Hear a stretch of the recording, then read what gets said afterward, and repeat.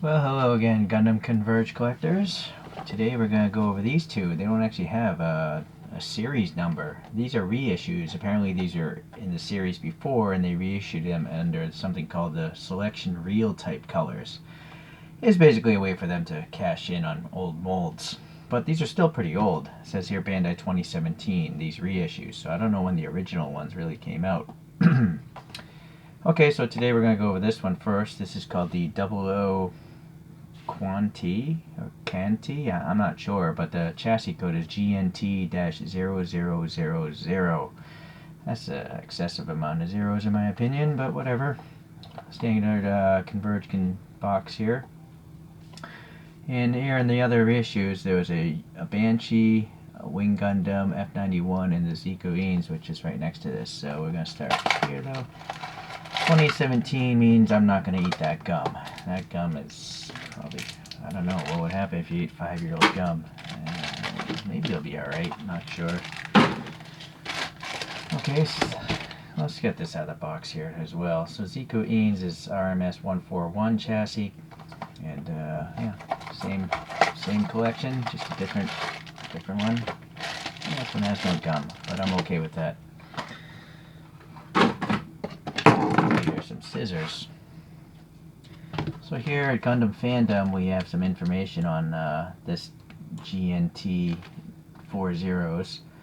It was developed from the Razor Gundam, and so these fall within, I believe, the Gundam 00 timeline, which I have not seen any cartoons or anything about it, so I know nothing about what goes on in that story. So, alright, we got these silly feet bases. They do that, but they just hide the model, and the model stands without them. So, that went into the trash already. Standard Gundam kind of size, 18 meters, 65 tons. And this one is powered by something called GN drives, which are some sort of small, like, solar reactors, according to this website. Alright, and the last thing I care to know about is a close quarters combat Gundam suit. So it's meant face-to-face combat, I guess, with other suits. And that is it. Let's start taking a look at the actual model here. Look at the head. It's on a peg, of course. The eyes are translucent green. Let me get the camera in on some better light. So that's pretty neat. Yeah, you know, there's light bouncing around in there. There's some sort of texture back there, or the way they molded the backside. Looks pretty good. This got this like red chin, some vent details there. And this is sadly, it's just painted. It's too bad it's not transparent green. No chassis code on the head. Alright. So anyways, we have these antennae or whatnot. And they have that same metallic green, and that pegs in right here. Complete the look at the head there. Yeah, that looks alright, I guess.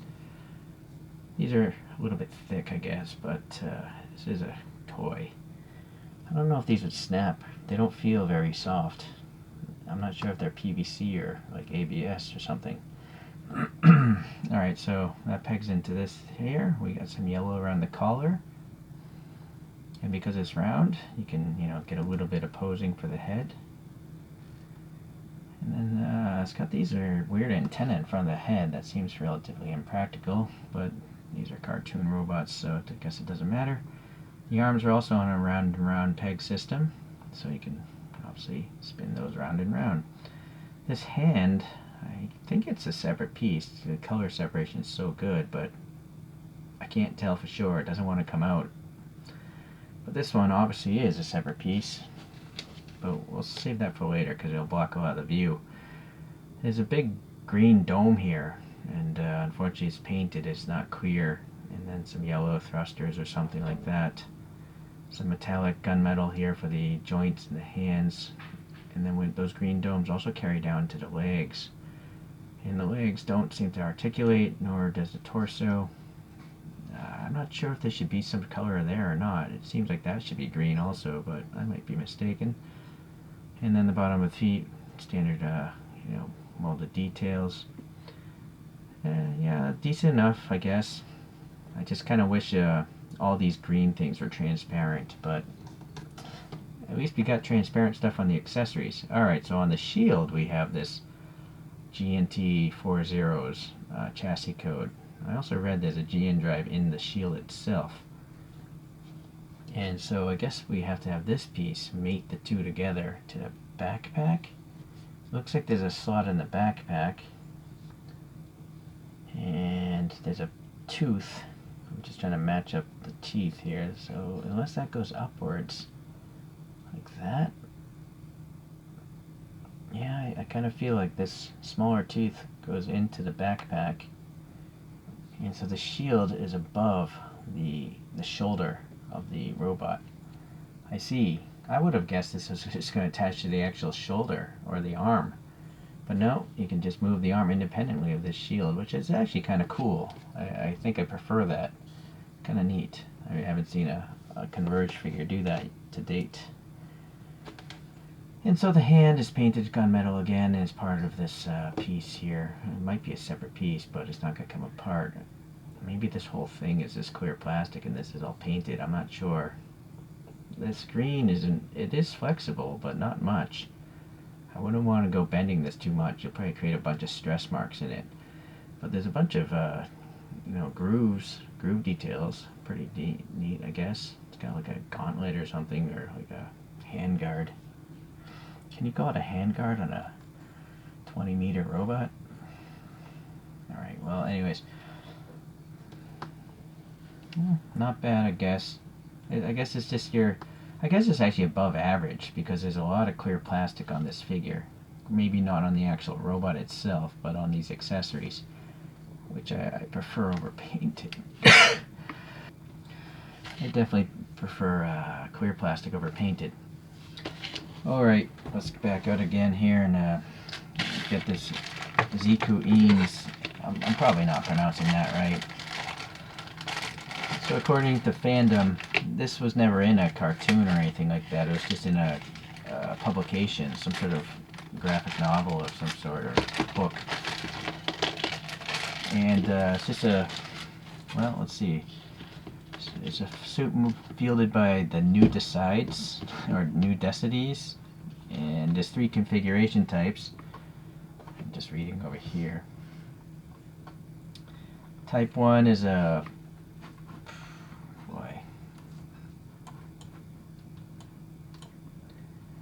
basic configuration. Type 2 is a long-range robot, and then Type 3, which is what I believe this is a heavy assault configuration.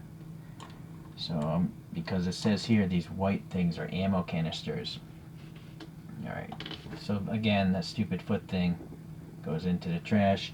It's got these tanks, booster tanks. Well, let's take a look at it right now. So the head is a separable? I don't know. You would think it would be, but maybe it's glued in place. It doesn't want to budge. And then even the top of the head, well, that thing is tight, so I think that's glued in place. The mono eye is just painted pink. It's not clear plastic, sadly. It's just painted. It's not even a metallic pink. There's some sort of 2 dots in a recessed area there. This blue is matte finish. Actually, both of these are matte finishes. So we have a medium blue and a dark blue here for the backpack. The backpack has some nice thruster details. Big concave area here. More thrusters down here. Thrusters on the feet, and some white for the ankles. And then we have some nice metallic dark gray lines running from the back to the front. Some nice like yellow thruster details or vents. And it's asymmetric. There's a circle on this side, but not on that side. Some more vent details, and yeah, just a little bunch of dots and grooves. Some more thrusters here. So it's actually a pretty cool one. I think I like this one more than that robot, even though that's supposed to be a much more powerful robot. So the arm here, we have a shield on this left side, and maybe those are thrusters as well, I'm not sure. So these are supposed to be drums of ammo, and what's it saying here? 6,000 rounds of ammunition between these drums. So 3,000 rounds in each, I guess. There's a hexagonal hole for this round peg. And that's pretty much a mirrored image. Alright. Again, these tanks, where did these go? That's a mystery. I don't see where. I'm assuming this is the only peg, right? There is no other peg. That's barely a peg itself. But where does it go? This is crazy. I gotta pause and go back to the box. Alright, so if you guys ever get these figures and you don't know where things go, like me, Gundam Gateway.blogspot.com. Just look for Gundam, and you'll find this person's website. This person has almost every Converge figure and does full photograph reviews and all that stuff, so it's really a fantastic resource. So it's really hard to tell, but yeah, there is that little groove for these tanks, and yep, this just pops in here. Pretty good friction fit there. So this is a much cooler robot, I think, than the QanT or whatever that thing is called. The first one we talked about. This just has a lot more going on, and that's what I like. This looks more like a tank. This more looks like a. This looks more like a ballerina, I guess. You know, svelte and nimble, just brute force. All right. So we got this gun, and there's a belt feed. Let's get the gun in. I think this belt feed goes around to the back. I better take the arm off. Let's try this way. Yeah, so now I got to twist the rifle, get that belt feed in here. Yeah, that's awesome. I really like that. That's really cool. This gun and hand are like a metallic, a really dark metallic, almost a metallic black.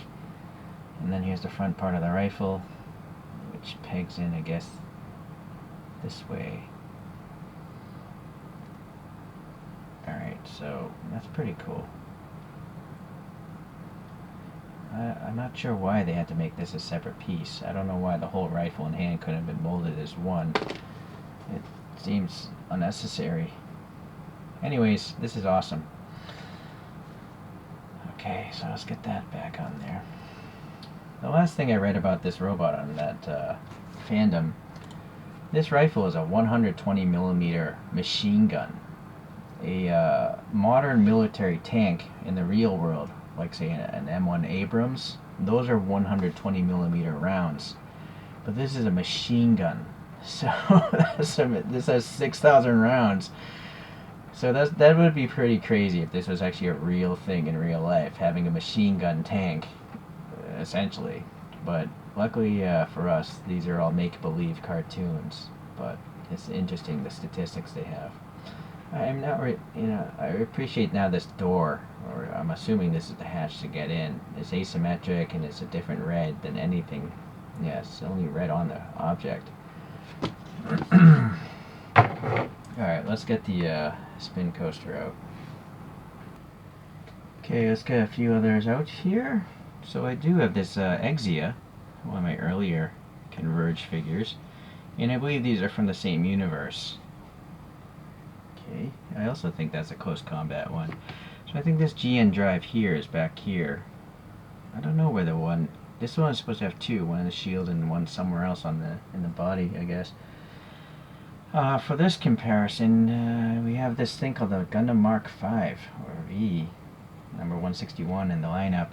And maybe it's just a blue, but it also has what looks like ammo canisters, or maybe those are rocket launchers on the shoulders. I'm not sure. I'm not even sure what universe this is from.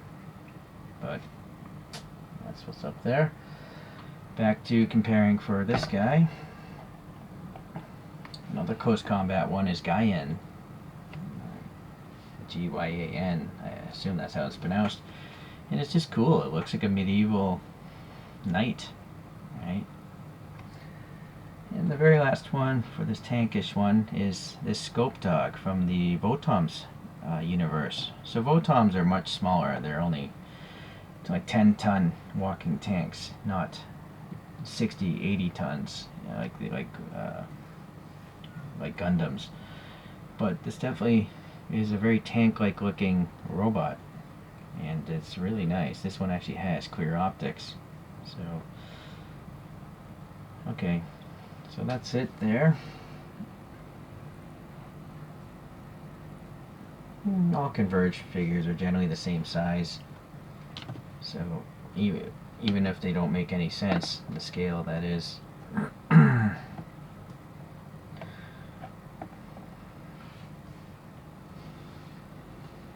Well, this went the total opposite of what I thought. I thought I was going to like this the most, but it's actually not the case. Even though this has the cool clear green bits, I just like the overall design of that one. Just a stocky looking tank. It looks like Emmett Smith or something. Alright, well anyways, I appreciate you guys watching again, and hopefully you'll continue learning about Gundams like I am by collecting these Converge figures. I have plenty more to come, so stay tuned. See you guys.